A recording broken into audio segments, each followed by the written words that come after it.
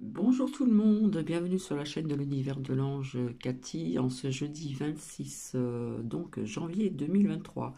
J'espère que vous allez tous, toutes très très bien. Donc bienvenue aux nouvelles ou aux nouveaux abonnés. Voilà, j'ai vu que ça remonte un petit peu, donc ça fait toujours plaisir. Donc comme d'habitude, mon petit capot, à cette heure-ci, il est presque 11 heures. Et oui, le temps passe très très vite, hein. Donc, j'espère que vous serez présents pour le live de samedi, donc après-demain, comme je vous ai dit, vers 18h30. Bon, peut-être que je serai peut-être en avant, je ne sais pas, mais bon, nous verrons bien. Donc, ce sera pour vous amener donc des preuves de ce que j'ai vu sur certains sujets. Et puis là, j'avais envie de vous partager. Alors, comme je le dis tout le temps, on en prend et on en laisse, hein. C'est juste une écoute. Les 15 secrets que le va @t 3 petits points quand ne veut pas que vous sachiez. Alors, comme je le dis tout le temps, je le répète, on en prend et on en laisse. Je fais coucou à Nanouchka aussi qui m'a mis un petit commentaire pour bonne journée. Voilà, avec des petites phrases qui sont sympas à lire. Donc je vais vous faire écouter ceci. Je ne peux pas vous faire montrer les images parce qu'il y a des images qui pourraient éventuellement, voilà, hein, vous avez compris en ce qui concerne Yu Yu. Voilà, donc je vous dis à la vôtre. Petit capoute. Bon, le zoom il a l'air de bien marcher. Et puis après je verrai avec ici donc l'oracle de la triade, ce que ça pourrait éventuellement nous dire après donc cette écoute. Donc ça ne dure pas trop longtemps, on va dire que c'est dans le raisonnable. Donc les 15 secrets que le va @t 3 petits points quand ne veut pas que vous sachiez. Donc je vous souhaite une très bonne écoute. Alors ici nous avons un temps froid mais pas de vent, donc c'est supportable on va dire. Toujours un ciel plombé, hein, gris, blanc, voilà, comme d'habitude, hein, pour pas changer. Et puis, voilà. Donc, je vous souhaite une bonne écoute hein, pour les personnes qui ça pourrait donc intéresser. J'espère que vous allez quand même bien entendre. À tout à l'heure. Sont associés à toutes les religions. Mais il semble que certains scandales ne cessent de couler du Vatican. Les murs de cette puissante cité ont gardé beaucoup de choses cachées au monde. Mais certaines histoires continuent de sortir et de faire des ravages dans le monde entier. La cité du Vatican est un état ecclésiastique, célèbre pour être le siège de l'Église catholique romaine. Il s'agit d'une enclave à l'intérieur de Rome, située sur la rive ouest du Tibre. Si vous regardez la carte de Rome, vous serez surpris de voir qu'il y a un tout petit pays à l'intérieur de cette ville extraordinaire. C'est le siège du Saint-Siège, et le plus petit État-nation entièrement indépendant du monde. Le Vatican ne couvre qu'une maigre superficie de 49 hectares, et sa population totale est de 453 personnes. Cette formidable cité historique et spirituelle est aussi puissante qu'elle est sacrée. Personne ne devrait sous-estimer l'influence du Vatican, malgré sa taille et sa population incroyablement petite.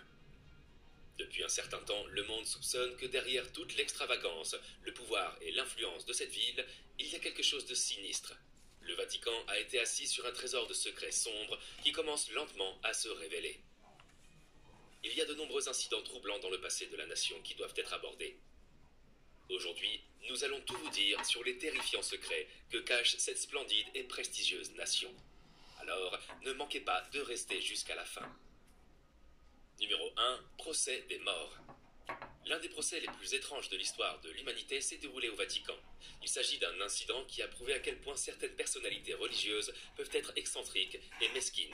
Ce procès s'appelle le Synode des cadavres. Il s'agissait d'un procès ecclésiastique mené dans la basilique de Saint-Jean de Latran, et la personne qui était jugée n'était pas un homme ordinaire. C'était le pape Formosus. En 897, le pape Étienne VI, qui est devenu pape après Formosus, a proposé ce procès. C'était une période incertaine dans la longue et glorieuse histoire de la ville. Une succession rapide de pontifes s'est produite à cette époque. Rien qu'en 872 et 996, plus de 20 papes ont été nommés. Le pape Formosus avait été accusé de parjure et d'accession illégale à la papauté. Il a également été accusé de régner sur 2 endroits à la fois. Mais ces accusations n'ont pas été portées alors qu'il était pape. En fait, elles ont été portées près de 7 mois après sa mort. Sur ordre du pape Étienne VI, le corps de Formosus a été exhumé sur sa tombe. Il a été transporté dans la cour papale et placé sur un trône. Comme le pape défunt ne pouvait pas parler lui-même, un diacre fut désigné pour le faire à sa place. Et comme prévu, Formosus a été jugé coupable. Son corps fut dépouillé de ses vêtements papaux, et les 3 doigts de la main droite que Formosus utilisait pour les bénédictions furent coupés par Étienne lui-même. Les actes de l'ordination du pape mort furent également invalidés. Son corps a ensuite été réinhumé dans un cimetière pour étrangers. Mais même cela ne satisfait pas Étienne, qui fait déterrer le corps et le jette dans le Tibre avec un poids attaché. Beaucoup pensent qu'il s'agit d'une vengeance froide du pape Étienne, mécontent de Formosus, qui avait invité Arnulf de Carinthie à devenir empereur et trahi Lambert de Spolète. Certaines personnes ont rapporté plus tard que le corps du pape Formosus s'était échoué sur les rives du Tibre.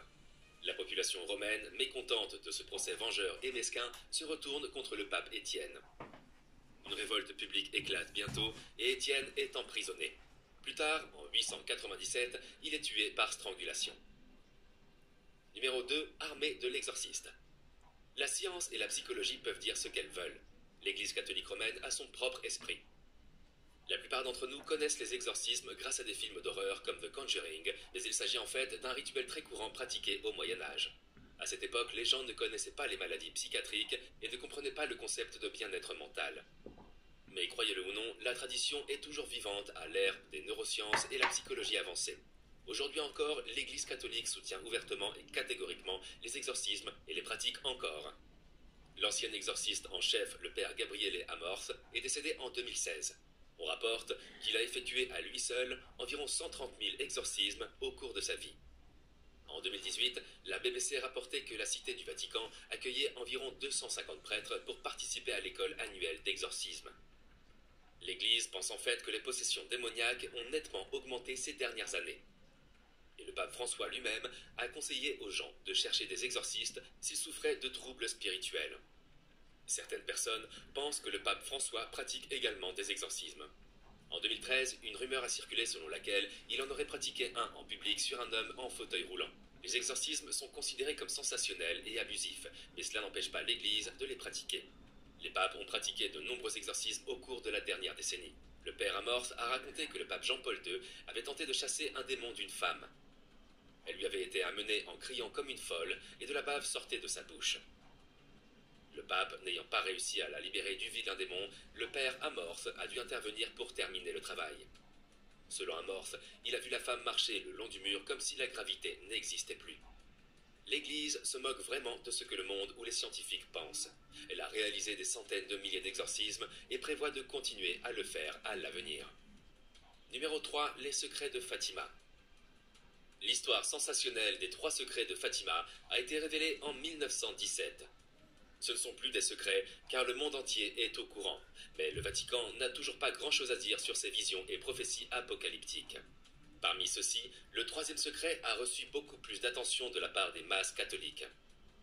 Ces secrets étaient en fait des prophéties bénies à 3 jeunes bergers portugais. Il est rapporté qu'elles ont été révélées par une apparition mariale, qui est maintenant appelée Notre-Dame de Fatima.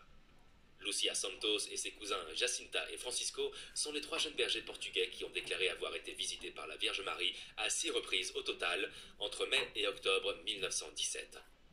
Parmi eux, Lucia est celle qui a révélé ses secrets à tout le monde lorsque l'évêque local le lui a conseillé. Les gens n'en furent pas immédiatement convaincus, car il n'y avait aucune preuve. Mais en octobre 1917, lors de la dernière apparition de Fatima, la Vierge Marie a exécuté une danse du soleil. Toutes les personnes présentes en ont été témoins, y compris les journalistes qui ont décrit de nombreux articles sur cet événement étrange dans les journaux. Les enfants étaient en fait censés garder ces prophéties secrètes, mais presque 20 ans après, Lucia a décidé d'écrire les 2 premiers secrets. Elle avait encore des doutes quant à la révélation du 3e, mais l'évêque l'a convaincue de le faire. Le premier secret était en quelque sorte une vision de l'enfer. Lucia écrit que les 3 enfants ont été bénis par la Vierge Marie avec la vision de l'enfer. Ils voyaient des âmes souffrantes et leur état était si pitoyable qu'ils avaient du mal à les regarder. Le 2e secret était une vision, ou plutôt une prémonition de la Première Guerre mondiale. Les enfants ont vu comment la guerre allait se terminer pour être suivie d'une autre guerre. Le 3e secret est le plus troublant, et il n'a pas été révélé avec les 2 premiers. En fait, Lucia l'a écrit sur un morceau de papier et l'a placé dans une enveloppe scellée. Elle a ensuite précisé qu'elle ne devait pas être ouverte avant 1960. La lettre a été ouverte en 1960, mais son contenu n'a été vu que par un public sélectif et est resté caché jusqu'en l'an 2000. Le 3e secret est une vision de la tentative d'assassinat du pape Jean-Paul II en 1981. La prophétie décrit l'évêque portant une robe blanche et se dirigeant vers une croix. On le voit lutter pour l'atteindre alors que les cadavres de plusieurs milliers de martyrs l'entourent. Mais après avoir atteint la croix installée au sommet d'une monture, il est tué par des balles et des flèches. 2 anges se tenant sous chaque bras de la croix ont également été décrits par Lucia. Cependant, il ne s'agit peut-être pas de l'intégralité du 3e secret, car de nombreuses personnes pensent que tout le contenu de cette lettre de Lucia n'a pas été rendu public et que le Vatican le garde toujours secret. Numéro 4, le Vatican et les nazis. Un autre des sales secrets du Vatican est son implication avec les nazis. Ce n'est un secret pour personne que le Vatican s'est contenté de regarder en silence Hitler et son armée nazie commettre des crimes inhumains et des atrocités pendant la guerre mondiale. Ils ont complètement ignoré la persécution des Juifs sous ce régime oppressif. Mais lorsque la Seconde Guerre mondiale a pris fin et que les nazis ont été vaincus, le Vatican a également fourni des passages sûrs à des milliers de criminels de guerre et des soldats nazis. Ces soldats ont fui vers l'Amérique du Sud par des passages que l'on appelle aujourd'hui des ratlines. Ce n'était pas un système entièrement organisé. Il s'agissait plutôt d'une sorte de collaboration dans laquelle de multiples institutions ont participé à aider les nazis à fuir et à éviter de rendre compte après la fin de la guerre. Des milliers de soldats nazis ont fui l'Europe avec l'aide de l'Église catholique. Parmi les noms notables, citons Franz Strangl, l'auteur de meurtres de masse dans les camps de concentration. Adolf Eichmann. Donc je suis désolée pour certaines personnes, ça touche le catholicisme, etc. Donc il y a peut-être des personnes qui vont être peut-être choquées. D'autant plus que vers le milieu de ce court documentaire, il y a quand même des choses que l'on dit qui pourraient heurter certaines personnes. Donc voilà, on prend peut-être un petit peu de recul, etc. Voilà, j'ai ma cigarette électronique, donc je m'en sers puisque pendant que vous écoutez, ça fait pas trop de bruit, j'espère. Voilà, donc pour certaines personnes, prenez du recul, mais bon, il y a des choses quand même qui peuvent heurter ou être en contradiction de ce que l'on dit. Voilà, je voulais juste vous prévenir. Joseph Mengele, Klaus Barbie, Walter Roth, etc. Un chercheur de Harvard, Gerald Steinaker, a écrit dans son livre que de nombreux membres de la Croix-Rouge avaient un faible pour les nazis et leur fournissaient des documents de voyage pour s'échapper. Le Vatican a aidé de nombreux fugitifs nazis tout en connaissant les brutalités commises par ces derniers. Les documents relatifs à cette mission de sauvetage des nazis sont toujours cachés dans les archives du Vatican. Des chercheurs tentent toutefois d'y avoir accès. Numéro 5, tragédie rwandaise. En 2017, le pape François a fait l'actualité en présentant officiellement ses excuses aux victimes du tristement célèbre génocide rwandais.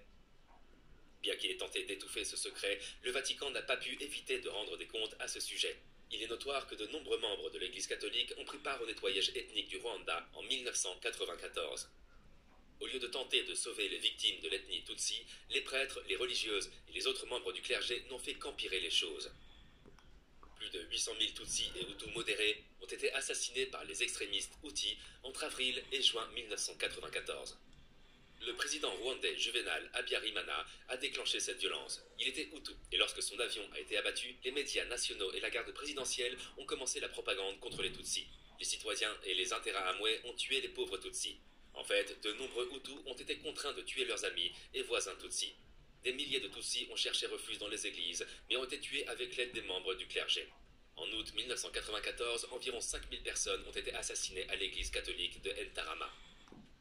Un autre prêtre, le père Athanase Seramba, a ordonné que son église soit rasée avec 2000 réfugiés Tutsis à l'intérieur.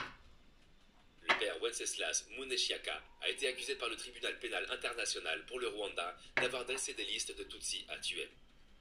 Les experts estiment que l'Église était favorable aux Hutus au pouvoir et les a soutenus dans le génocide. Numéro 6. Livre de sorts de Satan. Parmi les centaines de milliers d'archives secrètes du Vatican, il existe un livre sinistre et carrément effrayant auquel personne ne veut avoir accès. Il est considéré comme le livre de sorts le plus dangereux de l'histoire de l'humanité. Le nom de ce livre est le Grand Grimoire et il a été écrit vers 1520.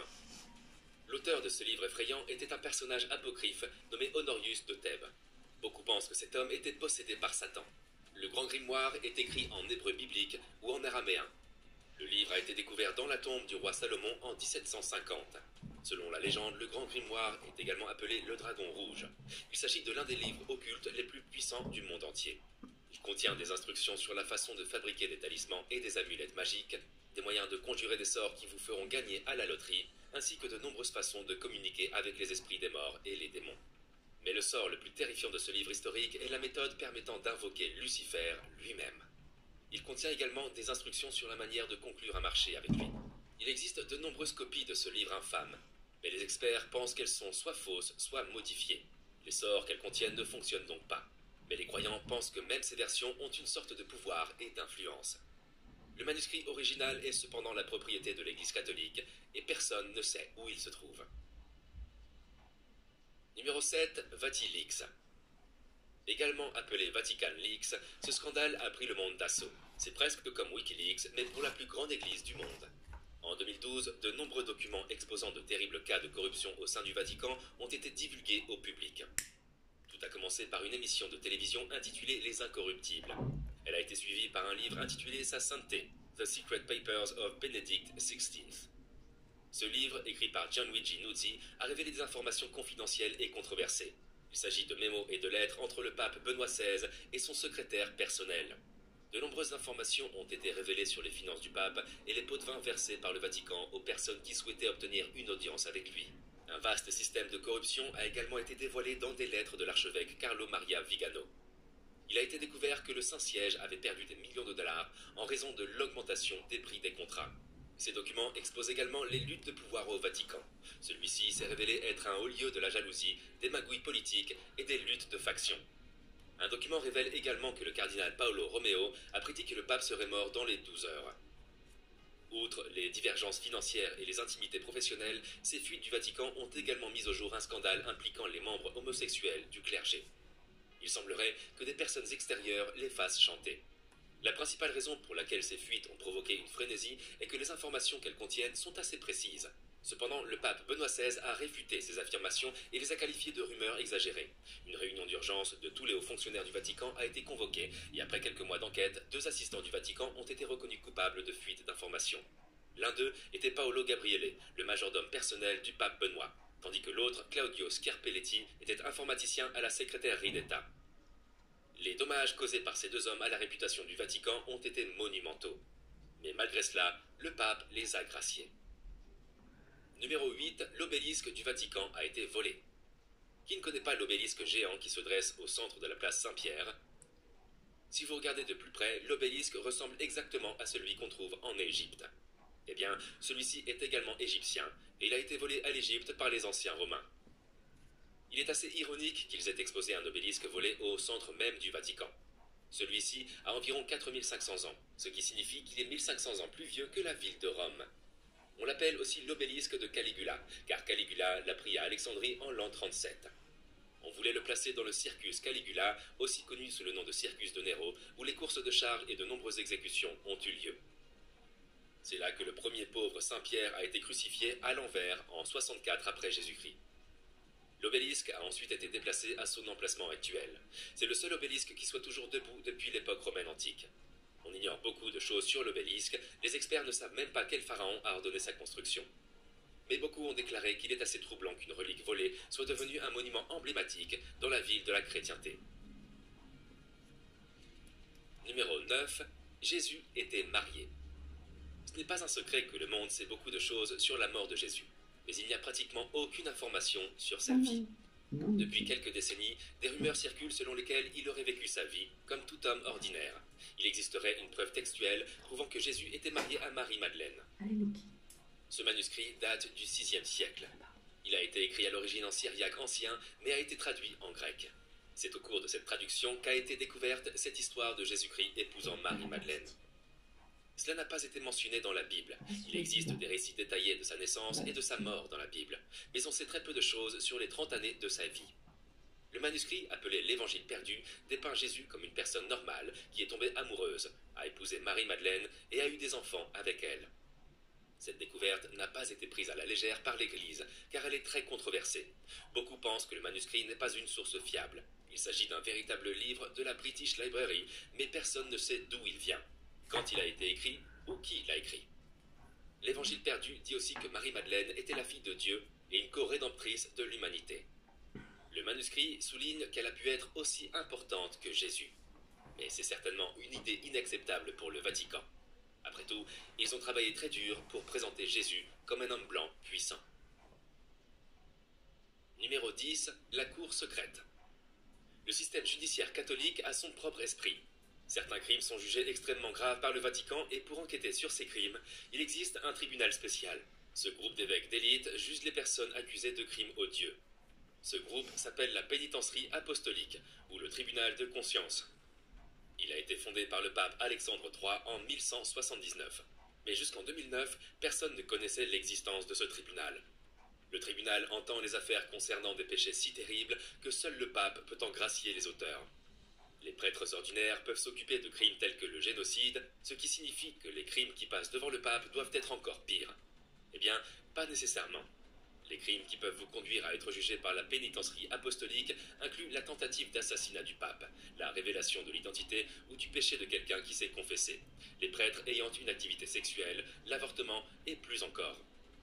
Étrangement, cracher une hostie est également considéré comme un acte digne d'être jugé par ce tribunal. Le pape est à la tête de ce tribunal et il est le seul à pouvoir accorder l'absolution.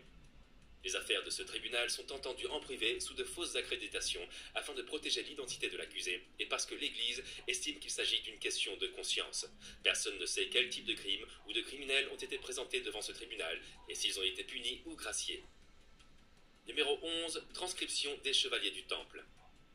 Parmi les documents secrets conservés dans les archives du Vatican, il y a un parchemin jauni à l'écriture noire soignée qui apporte des réponses à de nombreuses questions posées par les célèbres historiens. Il s'agit du document officiel du tribunal qui révèle les détails des tristement célèbres procès des Templiers au XIVe siècle, soupçonnés d'hérésie.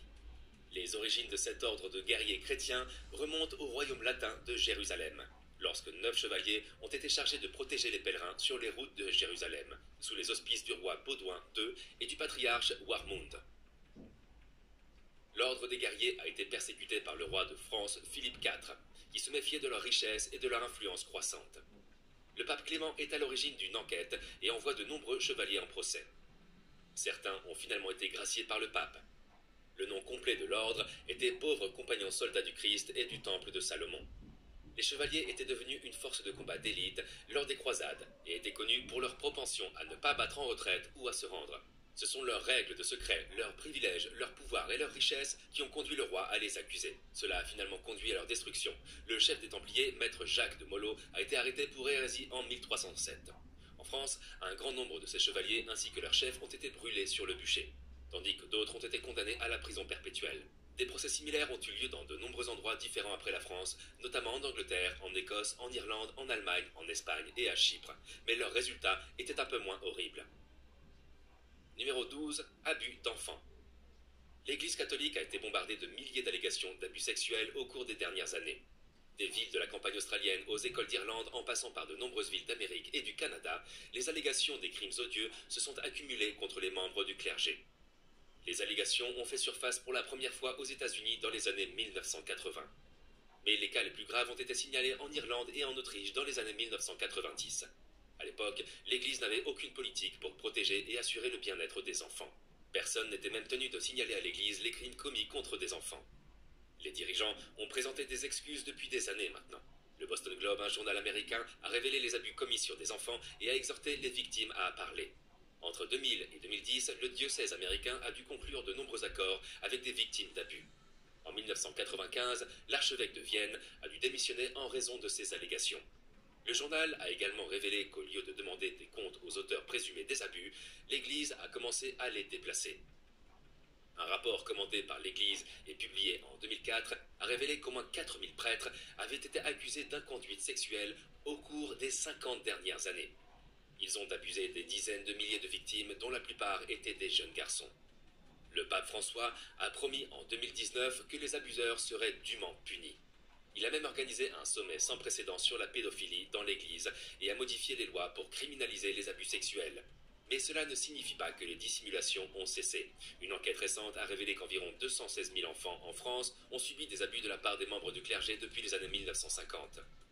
La plupart des gens pensent que la position du Vatican contre les abus sur les enfants n'est qu'une position et que la ville sacrée n'a pas pris de mesures concrètes contre les membres du clergé criminel. Numéro 13. Alien. Au XVIIe siècle, certains documents de la Bibliothèque du Vatican ont été interdits d'accès aux étrangers sur ordre du pape Paul VI. Ce n'est qu'en 1881 que les chercheurs y ont à nouveau accès. Parmi toutes les spéculations, il y avait une faible rumeur selon laquelle ces documents pourraient contenir des preuves de vie extraterrestre et de son interaction avec l'Église. Heinrich Ludwig, un professeur russe, aurait eu accès à ces archives. Ces documents contenaient près de 12 siècles d'histoire d'Europe. Alors qu'il les vérifiait, il est tombé sur des choses qui semblaient suspectes. Il y avait des documents décrivant des extraterrestres et la façon dont ils avaient influencé et interagi avec les anciennes civilisations. Ces documents révélaient que presque toutes les civilisations avaient eu leur part de contact avec des extraterrestres, en particulier les Égyptiens et les Mayas. Heinrich a également affirmé avoir trouvé des traces d'armes incroyablement puissantes utilisées par les peuples anciens. Un texte aurait révélé que les murs de Babylone ont été fondus à l'aide d'une arme qui dégageait des quantités incroyables de chaleur et d'énergie. Presque comme la bombe nucléaire moderne. Bien qu'il ne s'agisse que d'affirmations et que Heinrich n'ait jamais réussi à fournir de preuves, il est passionnant de supposer que nos ancêtres aient pu être en contact avec des extraterrestres. Cependant, le Vatican ne révélera jamais si de tels documents existent réellement ou non. Numéro 14. Pape Jeanne. Les histoires d'une femme pape circulent depuis un certain temps déjà, mais personne ne peut dire avec certitude si elles sont exactes ou non. Le pape Jeanne était une femme qui aurait régné sur le Vatican en tant que pape pendant quelques années au Moyen-Âge. Elle est devenue célèbre au XIIIe siècle lorsque ses récits se sont répandus sur tout le continent. Pendant des siècles, on a cru que cette histoire était vraie, mais les spécialistes pensent qu'il s'agissait d'une fausse histoire. Le pape Jeanne a été décrit comme une femme incroyablement talentueuse qui est entrée dans l'église en se déguisant en homme. Parce qu'elle était intelligente, le pape Jeanne a rapidement gravi les échelons et a rapidement été déclaré pape. Personne ne savait qu'elle était une femme jusqu'au jour où elle s'est retrouvée en travail pendant une procession. Elle serait morte après l'accouchement. Jusqu'à présent, les historiens ne savent pas si elle a été tuée ou si elle est simplement morte de cause naturelle. Les processions religieuses ont commencé à éviter l'endroit où elle avait accouché, et le Vatican a fini par la retirer de la liste officielle des papes. Ils ont également mis en place un rituel pour s'assurer que celui qui deviendrait pape à l'avenir serait définitivement un homme. Selon Martin Opava, son véritable nom était John Angelicus de Mayence, et elle est entrée dans l'église à cause de son amant. Mais les écrivains catholiques et protestants du XVIe siècle pensent qu'elle n'était qu'un personnage fictif. Numéro 15. Chronovisor. Le chronovisor est censé être un appareil qui donne à son utilisateur la capacité de voir à travers le temps. Entre les années 1960 et 1990, le père Pellegrino Ernetti a affirmé avoir assisté à l'invention d'une sorte de machine à voyager dans le temps, appelée chronovisor. Il l'aurait utilisée pour remonter dans le temps et voir la crucifixion de Jésus-Christ. L'existence de cette machine à remonter le temps n'a pas encore été prouvée, mais en 2002, un livre écrit par le père François Brune a révélé beaucoup de choses à son sujet. Selon le livre, le père Pellegrino Ernetti était un moine bénédictin, et il aurait gardé l'appareil secret jusqu'au début des années 1960. Dans les années 60, il s'est confié à Brune, et lui a raconté comment 12 scientifiques, dont Enrico Fermi et Werner von Braun, un ancien nazi, qui ont participé à la construction de cette machine qui a changé la donne. On dit qu'elle était composée de rayons cathodiques, d'antennes et de métaux qui recevaient le son et la lumière sur presque toutes les longueurs d'onde. Le chronovisor a permis à l'équipe de scientifiques de documenter des événements du passé. Ils pensaient que cette machine pourrait les aider à valider les enseignements de la Bible. Brune écrit qu'Ernetti lui a dit que l'appareil avait plusieurs antennes, dont 3 étaient faites de métaux mystérieux. Il y avait également un goniomètre qui se réglait sur l'époque que l'on voulait voir. Un écran montrait l'événement souhaité, tandis qu'un dispositif d'enregistrement enregistrait les séquences. Il s'agissait davantage d'une fenêtre sur le passé que d'une machine à remonter le temps classique. Ernetti raconte qu'il a été témoin du discours de Marcus Tullius Cicero devant le Sénat romain en 63 avant Jésus-Christ. Il a également assisté à la fondation de l'Empire romain, à la destruction de Sodome et Gomorrhe et à de nombreux autres événements bibliques. Jusqu'à sa mort, Ernetti a maintenu sa position sur l'existence du chronoviseur et sur le fait qu'il avait été caché au Vatican pour être sauvegardé. Les personnes qui ont révélé l'existence de cet appareil sont décédées depuis longtemps. Mais le mystère qui l'entoure persiste, car le Vatican reste muet sur la question et aucune preuve solide ne vient étayer ses affirmations. Le chronoviseur pourrait-il être réel? Et si c'est le cas, pourquoi est-il gardé secret? Dites-nous ce que vous en pensez dans la section. Donc voici, ça dure à peu près 30 minutes. Hein. Donc nous allons voir avec l'oracle de la triade ici, ce qu'on peut nous dire. Voilà. Donc on va demander sur ces 15 sujets cachés. Donc s'il vous plaît, merci.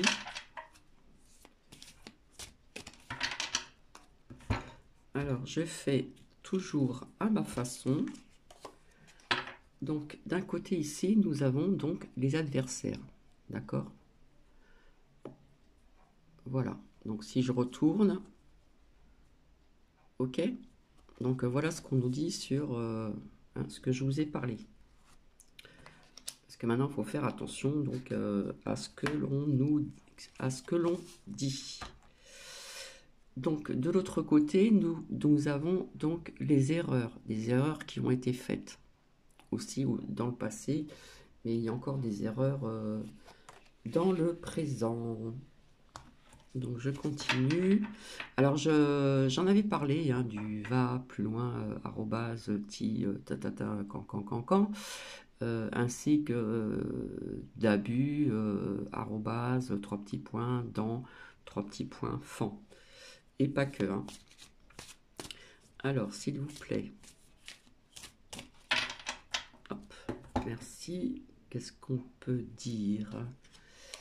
Alors, ici, d'un côté, nous avons le nadir. Donc, le nadir, c'est pas une bonne lame. Hein. On voit une petite lumière, mais quelque part ici, c'est sombre. Hein. Il y a des choses sombres qui pourraient être donc cachées. D'accord? Ok, merci. De l'autre côté, qu'est-ce que nous avons? Nous avons ici donc le silence. Donc, on nous parle bien du sujet, qu'il y a des choses qui sont cachées, qu'on ne veut pas dire, etc. etc. D'accord? Alors, je continue. Alors, s'il vous plaît, merci. Hop.